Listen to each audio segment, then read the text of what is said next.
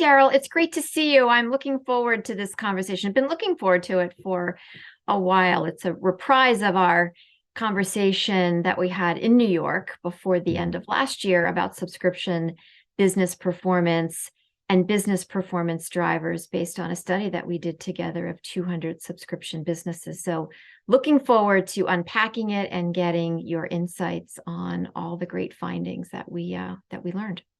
Yeah, there was just so much that came out of that report, right? Like you and I have talked about this a few times, and we tried to cover what we thought were the most relevant bullets for the audience that we had in person in New York, just as the report was coming out. But I can tell you, certainly from my perspective, as I've been going through it with my team and gleaning like deeper and deeper into the insights, there's some pretty compelling and exciting pieces of data that came out of that I think are really going to help subscription companies to make sure that they bulletproof themselves against what's going on with a potential economic downturn and things. So yeah, I echo that sentiment. I'm really excited to dig in and kind of share some of the wisdom that we've been able to glean from these, the couple hundred companies we spoke to. It's great. Yeah. So I think, one of the things that we wanted to accomplish today was to put the findings into actionable insights. What is it that subscription businesses can actually put in action as a result of what we discovered? And just to put some context around, we talked to 200 subscription commerce businesses, 100 million plus in annual revenues, 5 sectors: health and fitness, retail, media publishing, home security, and online gaming. Each of them have their own idiosyncrasies with respect to the products that they're taking to market, the consumer experience, and a lot of variability in terms of how they're managing the drivers of business performance. Starting with, and this is the sort of the ta-da that we learned when we were talking to these folks. The top standout finding that we said was especially critical for subscription businesses is that 91% of these companies don't measure customer lifetime value. Now, we didn't think that many did, but I think we were stunned to discover how high of a percentage that really is. So, Daryl, you're knee deep into this. You talk to subscription businesses every day. Why is that? Yeah, I'm with you. I was a little bit shocked to see that it was as high as 91%. And look, I used to run my own subscription business before doing what we're doing here at FlexPay. That's how FlexPay was born. We were scratching our own itch, trying to solve for this problem. And even as I'd go to trade shows and talk to other people in the industry over the last 20 years, there's a lot of focus on the unit economics that feed up into LTV, but not as much on lifetime value itself. And I think there's probably a couple of reasons for that. It's never just one thing, but for me, we're coming out of a really long, protracted bull cycle where money was free. We could grow our way out of just about any problem. Acquisition has always been like a little bit more attractive and a little bit more exciting than, say, retention. Like really, if you're tracking lifetime value, it's because you're starting to optimize your business. You want to make sure that your acquisition costs as a ratio of lifetime value are dialed in properly. You're looking at ways that you can kind of enhance out those unit economics. So I think that every company, small, medium, and large, cares about acquisition. And that's why we see so much information available out there about how to make sure that we get our sales and marketing driven right. It's only really companies at scale that are focused on lifetime value. Sadly, I mean, look, you and I have talked about this before, Karen. Even the really small companies are just getting started do well to care about what drives lifetime value, because it's going to make it so much easier for them to break out and get that product market fit and get themselves profitable and develop this unassailable lead in their marketplace. But really, it only matters after you've acquired customers. Like we've said many times, acquisition is the first inning of the game. Retention wins the game. And I think that especially it's been exacerbated by this economic cycle that we're coming out of, where money was free, acquiring customers, everyone was focused on growth at all costs. And there just hasn't been as much of a conversation around the maybe less exciting, less attractive elements of what it takes to really build a phenomenal business that's fundamentally sound. But the top performers all have these teams that are the unsung heroes sitting inside of them, focused on the data, swimming through the SQL, and who have a real passion for optimization and efficiency. And I think that there was no surprise for us that the small cohort that do measure lifetime value were consistently the top performers, right? This is Peter Drucker 101, what gets measured gets managed type of thing, right? Yep. But there's also, isn't there this this inconsistency, or maybe even there's a lack of a definition of what it means to measure customer lifetime value in the subscription business. And I think that also partially accounts for it. Yes, you're right. I mean, the last decade has been, as one fintech CEO described it, crazy money. But they're also to manage what's measured, you have to understand the formula. So that's missing too, right? Yeah, absolutely. And I struggle to understand exactly why that is. I think again, because there aren't as many blog posts and articles being written around this as there should be, people are kind of left to their own devices. The companies that have kind of hit a certain critical mass of scale, they've got product market fit, they're now focused on optimization and efficiency. They understand how powerful this is as a driver of the business, how it makes sales and marketing much more efficient. If you understand your lifetime value, if you're measuring it properly, you can now start to see what cohorts of the market you can go after. And to the extent that you can optimize your lifetime value and get it higher, now all of a sudden there's certain aspects of the market that maybe weren't profitable before that you can make profitable. You can actually expand your addressable market. But I think that because there's not enough written about lifetime value, people are left to their own devices to kind of figure it out internally.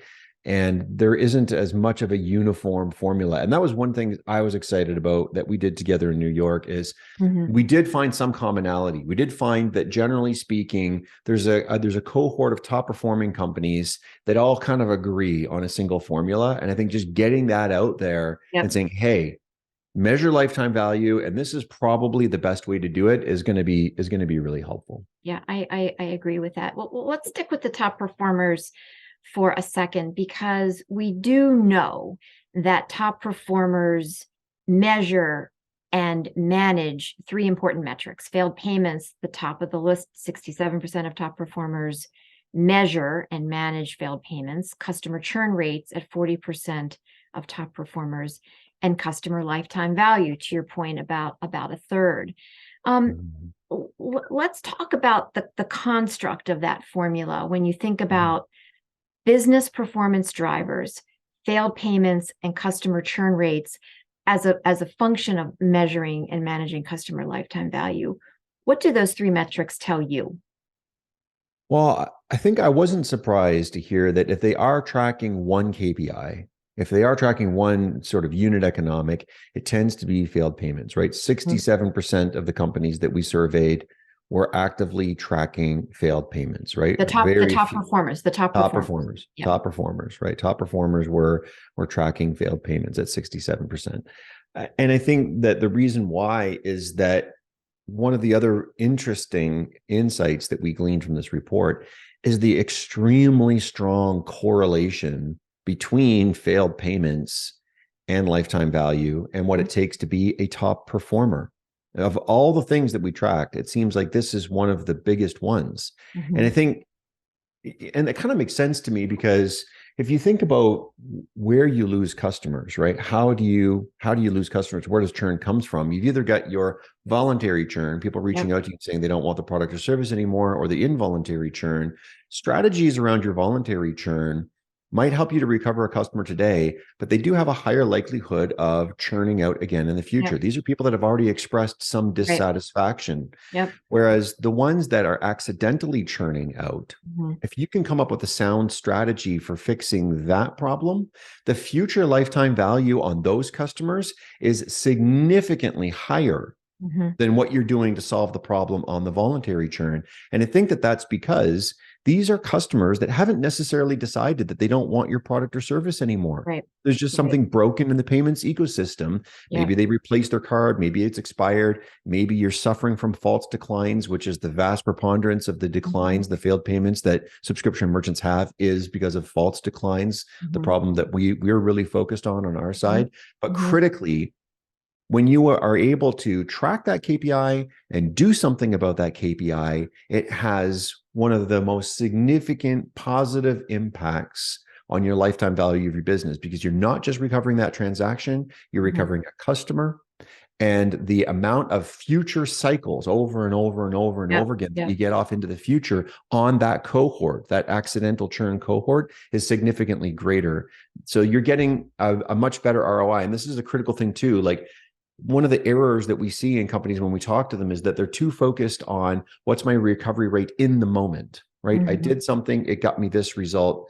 And the top performers are also looking at the downstream impact on these Yeah. decisions and taking Yep. that into consideration. And Yep. I'd love if more companies were focused on that. Yes, of course, how many I get today is extremely important, but how many of them are still with me 90 days from now, 120 days from Mhm. now, also important. And when you look at that, so I think that that's why we see top performers tracking failed payments pretty much more than any other KPI or unit economic. It's because they've zeroed in on how, wow, this punches way Mhm. above its weight. This is a hidden sort of issue that is a massive lever in unblocking value in my business. Let me just throw out another data point, which suggests that um, there's kind of a disconnect in terms of managing failed payments in terms of the reason for it. We found that 85% of subscription businesses across the board view it as almost the cost of doing business and something that they have Hmm. limited ability to control or improve. Yet nearly half of top performers believe that it is in fact something that is a software problem that can be addressed rather than something that just happens as part of the cycle. How do you influence the 85% who don't think they can do anything about it to, hey, there is something that you can do to manage this critical driver of business performance? Yeah, I think, well, first of all, awareness is a key thing, right? Uh, this is something you and I've spoken about so many times, trying to pull back the veil, so to speak, and show people the mechanics of what's actually going on in the payments ecosystem, to try to help people to understand that there are significant drivers in accidental churn, involuntary churn, that you can do something about, that Mhm. the current payments ecosystem was never really designed for card not present and recurring billing transactions. And there's a structural problem inside of the ecosystem that is driving up failed payments, artificially inflating it. And so awareness is a really key thing. Once you're aware that, oh, this isn't just cost of doing business, like too many people just say, well, I'm going to open up a merchant account and I'm going to start processing payments, and Visa and MasterCard are going to tell me what's good and what's not. And if it fails, it must be my customer's fault, right? I Mhm. think there's also another issue, though, hiding in here, is that we run into companies all the time that are playing not to lose rather than playing to win. And what I mean by that, That's interesting. That's interesting. yeah, what I mean by that is that they're looking at this as, when they say it's just a cost of doing business, they've put it in that cost bucket, and they're Mhm. saying, what can I do to reduce the cost? Rather than looking at it as a revenue opportunity and saying, Right. what can I do to really transform my business and propel me out of this? We see this, a corollary to this is businesses that start to outsource their customer service overseas, for example, right? Mhm. They say, well, customer service is a cost and I want to optimize my P&L and I want to get that cost as low as possible. And what they're not realizing is that taking good care of their customers, or being able to do a better job of retaining customers that want to cancel when they're calling in, like, it's shocking to me still to this day how few subscription merchants are tracking their save a sale rate, right, on cancellation attempts. What percentage of my customer service calls are cancellation attempts? Of those cancellation attempts, how many do I save today? And of the ones that I save today, how many are still with me 90 to 120 days later? And it's shocking to see how few treat it that way. And yet to see that there's companies out there that say, well, I just need to reduce my costs around this. So I'm Right. going to, and they treat it that way. Whereas the companies that are playing the game to win rather than playing the game not to lose, instead tend to keep these things where they're like, what is the best possible solution that I can find? How can I create incentives around this with my customers? How can I Right. find better tools? How can I better understand what's happening in the ecosystem so that I can mitigate that? And they're really focused on, again, what they're going to get out of this, the positive side of it, rather than trying to control the negatives. Well, let's talk about now that we've identified the business performance driver that's really key to determining and measuring and improving customer lifetime value. Let's talk about what best practices of the top performers and what is actually helping to drive that. And that is using third-party recovery software to do that. You know, there are multiple different things that businesses do in order to create a better experience, but top performers 12 times more often use third-party recovery software as part of their failed payment strategy. What do they understand about using third-party providers than keeping it in-house that others are missing? Yeah, whether they stumbled into this by accident or it was a very data-driven decision that they A/B tested, that was a pretty compelling stat. If you're a top performer, you're getting 12 times better recovery than Mm-hmm. bottom performers by using third-party tools. Mm-hmm. Look, this is the whole buy versus build argument. And we Mm-hmm. run into this with merchants all the time. Merchants say, well, I know more about my customers than anybody ever else will. And that's true. But the third party tools know more about what's going on in the broader ecosystem It's true. across all the merchants, Good across point. all the issuers, across all the acquirers than any single given merchant ever will. And Mm-hmm. this is the value of the really specialized solutions.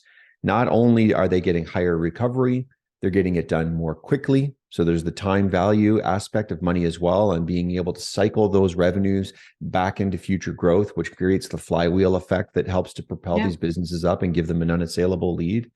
And you and I have talked a lot about this, and we both fall in the same place. I think that there's a place for building things internally, and Mm-hmm. there's a place for using third-party tools. It Mm-hmm. seems certainly in this case, and this was just driven, it might seem self-serving as the CEO of FlexPay to talk about this, but it's what was borne out in the data, right? So Sure. the Yeah, data, yeah, the sure. data doesn't lie.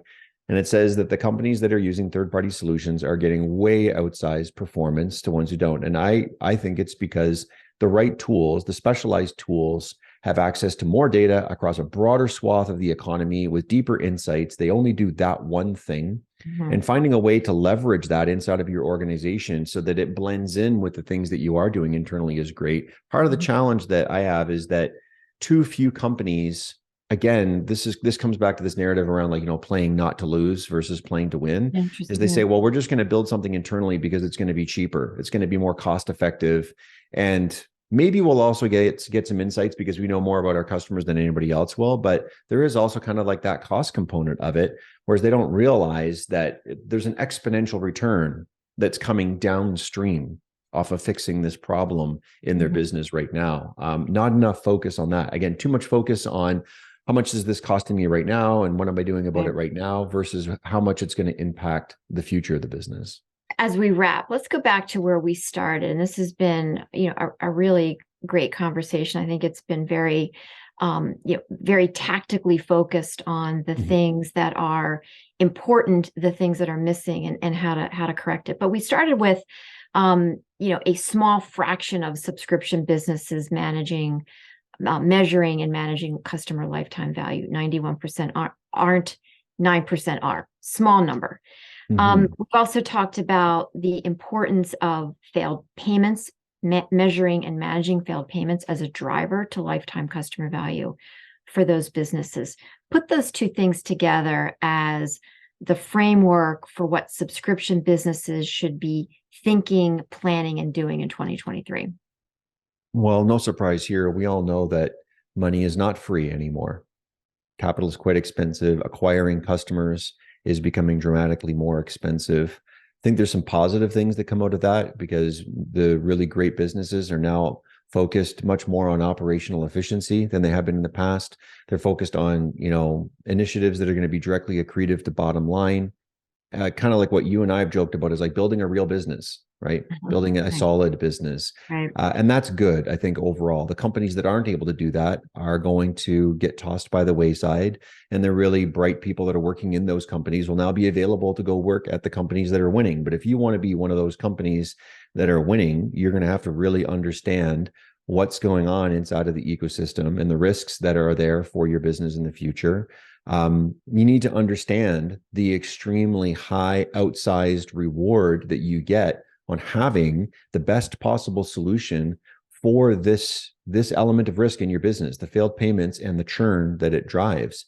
Tracking it, having a conversation. We haven't even talked during this call because it was something that we covered in person in New York, but I think it's worth just mentioning in passing.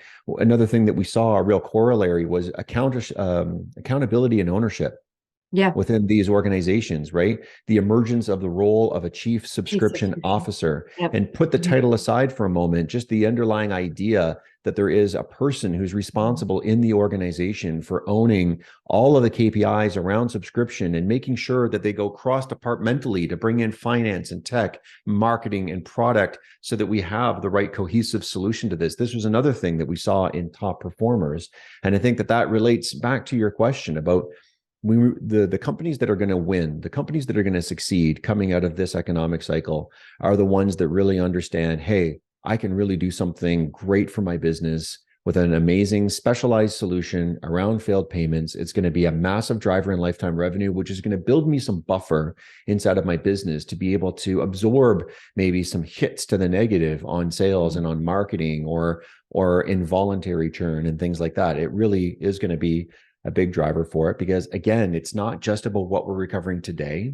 Right. It's about the fact that what we can do with this cohort has a much broader and deeper impact on the future revenue than just about anything else that we do inside of the business. It really does punch way above its weight class, as I've said many times. And having a specialized solution that keeps up with this rapidly evolving ecosystem is great because it doesn't just get you the highest recovery, it gets it done more quickly, and all those things.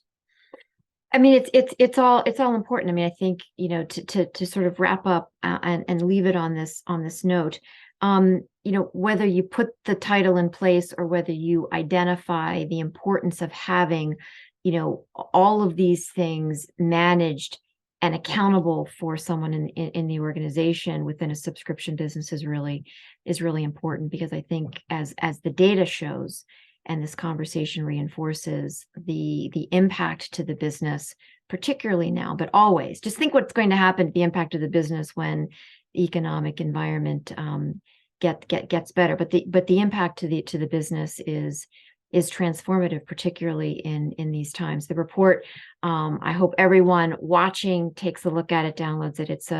It's a really great report, easy to digest the data, easy to understand where the best practices are. So thanks, Daryl. As always, thanks for your support of the work that we did together. And I look forward to our next opportunity to chat. Yeah, right back at you. Really appreciate your support as well. I'm excited about this report and even more excited about what it's going to mean for the subscription businesses who take some great lessons out of it and apply it in their business. Absolutely. Bye now. Talk to you soon. Cheers.